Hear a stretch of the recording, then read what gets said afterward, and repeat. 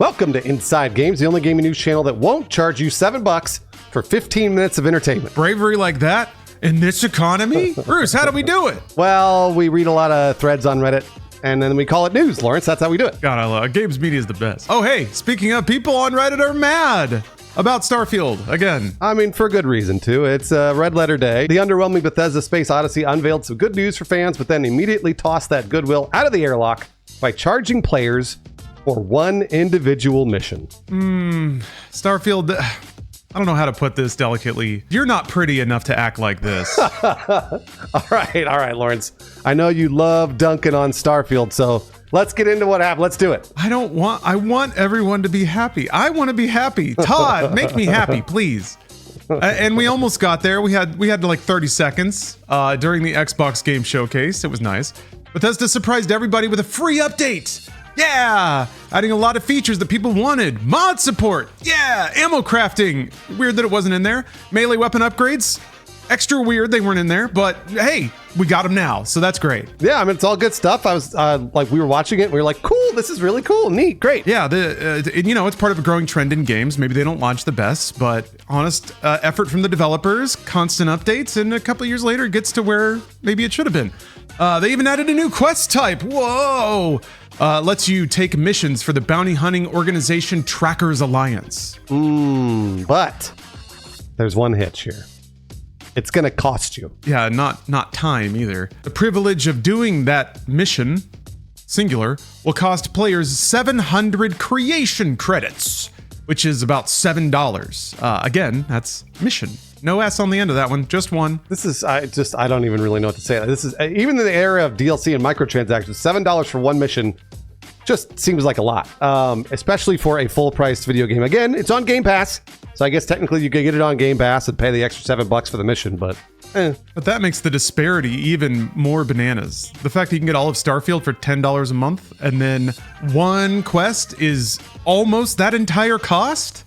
Showza. So fans were predictably upset at, do we call it a cash grab? Is that what we're saying? Yeah. Okay. Yeah, absolutely. Over on the Starfield subreddit, user The Irish Turtle said that the move sets a dangerous precedent, writing they are charging you for extra stuff that should be there from the start. And it's not small amounts either. If people accept this as okay, it gives Bethesda no reason to stop doing this in the future. Yeah, well said. Others noted that charging players for extra missions in a game that famously had a rough start, that was a little extra rich. In another thread, Reddit poster C. Wayne G wrote, Bethesda said, dang, people dropped this game hard and really didn't like it. I know what'll fix the game. Microtransactions. I think the conversation probably did go like that, but because of this. Money, yeah. Yeah, if you don't get enough players, you got to squeeze the ones you got. And of course, there were plenty of review bombs over on Steam. At the time of writing, the game's recent Steam user review sit at only 44% positive compared to what it used to be 60% overall positive. The updates didn't seem to convince anyone to boot the game back up either. Player counts on Steam hit 10,000 concurrent players in the last few days, which pretty much equals the amount of people that have been routinely playing on the weekend in the weeks before this update actually launched. Yeah, if you want to split hairs though, the 10,000 maintained into Monday and Tuesday. So the weekend players are still playing. Something. Just for context, No Man's Sky hit about double those player numbers, about 20K, on Steam following the launch of their Adrift update back on May 29th. Yeah, it's definitely a black eye that Starfield really didn't need. They could have just launched this with all that free stuff and been like, there you go, enjoy. But they really didn't need to do this. Plus, they have the Shattered Space DLC due to release sometime this year, and that conceivably looks pretty cool. Yeah, I think Bethesda Game Studios just need some kind of revenue. More of it. But like we said, Starfield didn't have the best start. A lot of fans felt like Bethesda overpromised with a new IP and underdelivered. And if you're Microsoft, that's really not the look you want for your game. That was supposed to be the must-buy exclusive that sold consoles and, the whole deal. Yeah, the one you paid $9 billion to lock down for your console. Yeah. Now, we could talk forever about companies trying to nickel and dime players on additional content. I mean, that's been a narrative in games since digital distribution, even in full-price games, of course. Oh, yeah. Suffice it to say, it's a sad fact of life in modern gaming. publishers will see what they could get away with. Now, there's this backlash we've seen a little bit here, the Reddit posts and the Steam reviews, but life goes on, and we'll never see how much money they actually make off this $7 quest, so. Yeah, and people are bizarrely and continually forgiving of Bethesda, so Bethesda's nestled their way into that specific part of people's brains, so. But in terms of pricing content controversy, more recently, there was the upcoming Star Wars Outlaws issue. Ubisoft ticked off a lot of fans for locking missions that involve Jabba the Hutt behind the game's season pass. Yeah, that annoyed fans who weren't pleased with content being preemptively walled off in a full-priced video game. And also, Jabba the Hutt's a pretty important character in the Star Wars universe. Everybody knows who he is. So, yeah, we want to hang out with Jabba. Come on. He's great. But then again, people were more than willing to buy Starfield DLC sight unseen, so whatever. Ubisoft later told IGN that the mission will be part of the experience for all players, no matter which edition they buy, although that wording is a little circumspect. But still, I mean, it's not a great look for Ubisoft or for Bethesda. It really does put a lot of people on edge.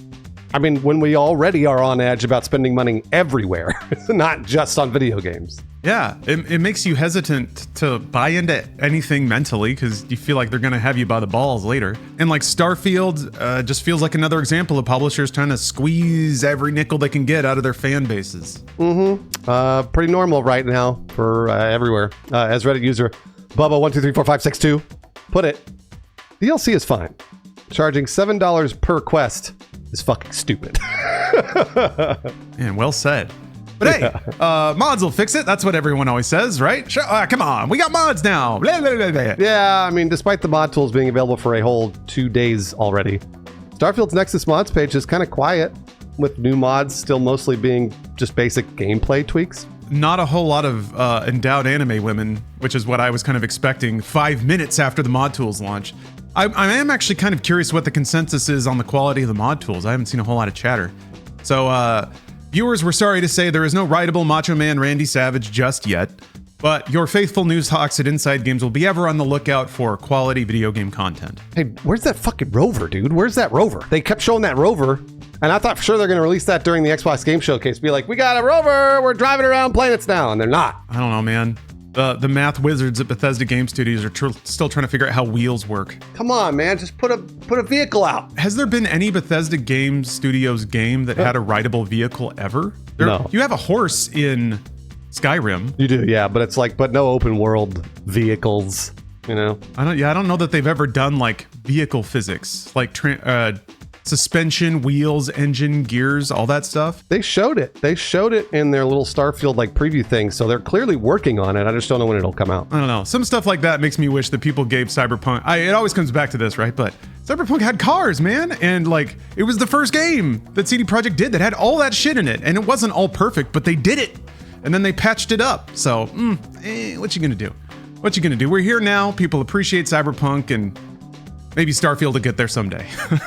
It might take a few years, yeah. I don't know, Bruce, do you have any closing thoughts about how this is going? Starfield I feel like they're gonna continue working on it because Bethesda's pretty good about that, honestly, with Fallout 76.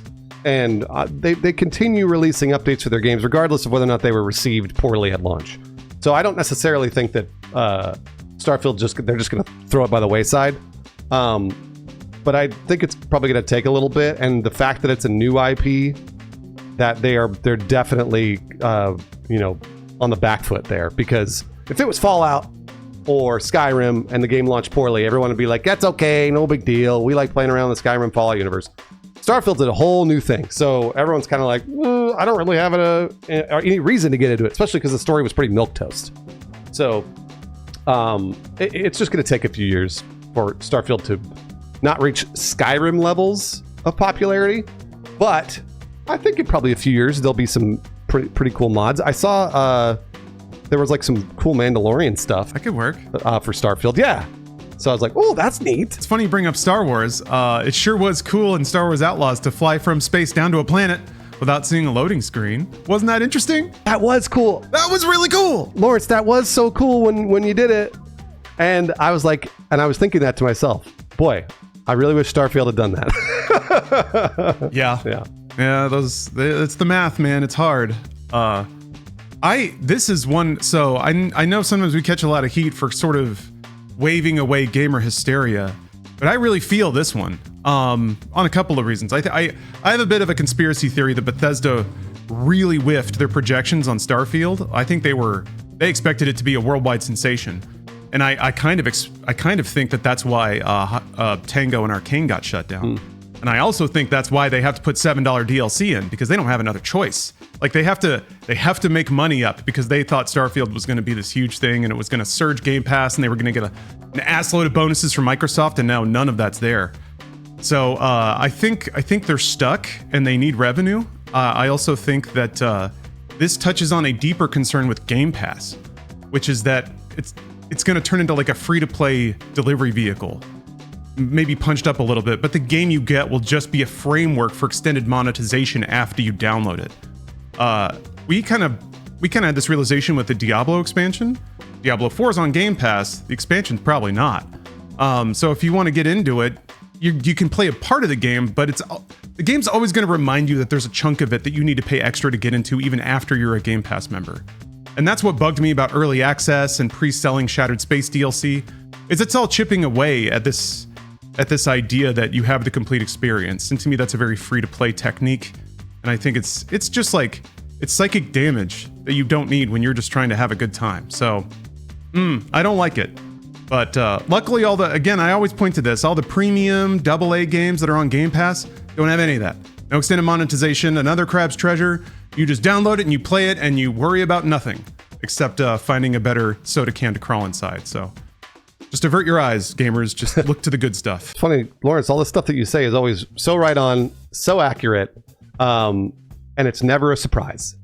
So whenever because I know that the audience honestly is kind of surprised by this, and so when I see Starfield charging $7 for a quest, I'm kind of like, whatever, and I shrug it off and move on, and everyone else flips out. I understand, we should all be upset about this, absolutely. But especially in, I say this a lot, but in the economic times we're in, this is happening everywhere in every industry. Like, where the BMW's charging a monthly subscription for acceleration.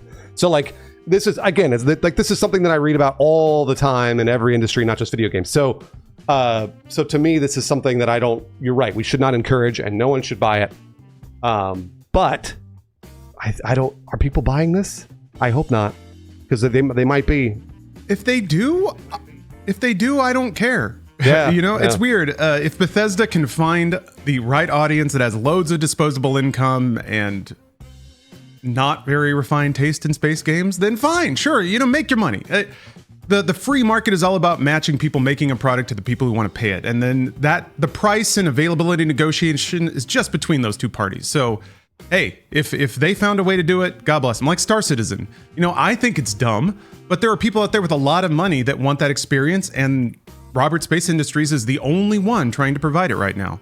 I don't know what kind of experience Starfield is providing, or what like market niche they hopefully have found for their sakes, but hey, if $7 DLC is how they're going to make Starfield a success and it goes on to like fund improvements to that game, great.